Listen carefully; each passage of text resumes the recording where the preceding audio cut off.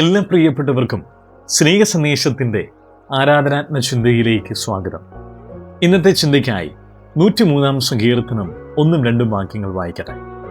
N മനമേ യഹോവയെ വാഴ്ത്തുക, എൻ്റെ സർവാന്തരംഗവുമേ അവൻ്റെ വിശുദ്ധ നാമത്തെ വാഴ്ത്തുക. എൻ മനമേ യഹോവയെ വാഴ്ത്തുക, അവൻ്റെ ഉപകാരങ്ങളൊന്നും മറക്കരുത്.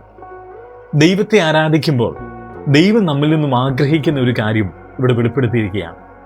ദൈവത്തിൻ്റെ ഉപകാരങ്ങളെ നാം ഓർക്കണം എന്നതാണ്. മറക്കാതെ ഓർക്കണം. ദൈവം നമ്മോട് ചെയ്ത ഉപകാരങ്ങളെ, ദൈവം ആരെന്ന്, ദൈവത്തിൻ്റെ മഹാരക്ഷയുടെ പ്രവൃത്തിയെ നാം ഓർക്കേണ്ടിയിരിക്കുന്നു.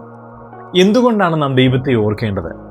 സങ്കീർത്തനത്തിൽ തന്നെ നാം ഇങ്ങനെ വായിക്കുന്നുണ്ട്, അവൻ നമ്മുടെ താഴ്ചയിൽ നമ്മെ ഓർത്തു. ദൈവം നമ്മെ ഓർത്തതുകൊണ്ടാണ് നാം ദൈവത്തെ ഓർത്താരാധിക്കേണ്ടത്. കൊരിന്ത്യർക്ക് എഴുതിയ 1 ലേഖനം 11 അധ്യായത്തിലും നമ്മുടെ കർത്താവായ യേശു ക്രിസ്തുവിൻ്റെ ഓർമ്മയ്ക്കായി ഇത് ചെയ്വിൻ എന്ന് പറയുന്നുണ്ട്. കർത്താവായ യേശു ക്രിസ്തു നമ്മോട് ചെയ്ത വലിയ ഉപകാരത്തെ നാം എത്ര ഓർത്ത് പാടി സ്തുതിച്ചാലും വർണ്ണിച്ചാലും മതിവരുകയില്ല. പാപികളും ദോഷികളുമായിരുന്ന നിത്യനരകത്തിന് അവകാശികളായി കിടന്നിരുന്ന നമ്മെ ഓരോരുത്തരെയും കർത്താവായ യേശു ക്രിസ്തുവിൻ്റെ പുണ്യാക രക്തത്താൽ നമ്മെ വീണ്ടെടുത്തിരിക്കുകയാണ്.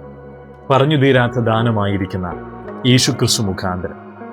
പ്രിയരെ, നാം ദൈവത്തെ ഓർക്കേണ്ടതിൻ്റെ കാരണം അവൻ നമ്മെ ഓർത്തു, നമ്മുടെ താഴ്ചയിൽ നമ്മെ ഓർത്തു എന്നതാണ്.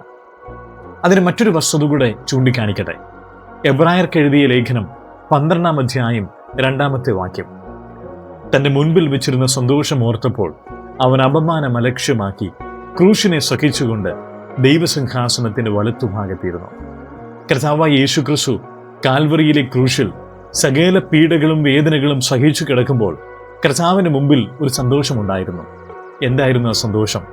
അത് നാം ഓരോരുത്തരുമായിരുന്നു.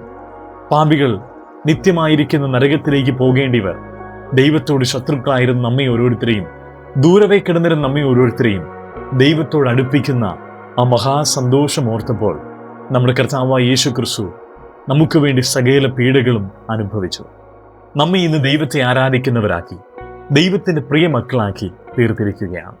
ആ വലിയ ഓർമ്മയോടുകൂടെ നമ്മോട് ചെയ്ത വലിയ ഉപകാരത്തെ നമുക്ക് ഓർത്തുകൊണ്ട് നമുക്ക് ആരാധിക്കാം, സ്തുതിക്കാം.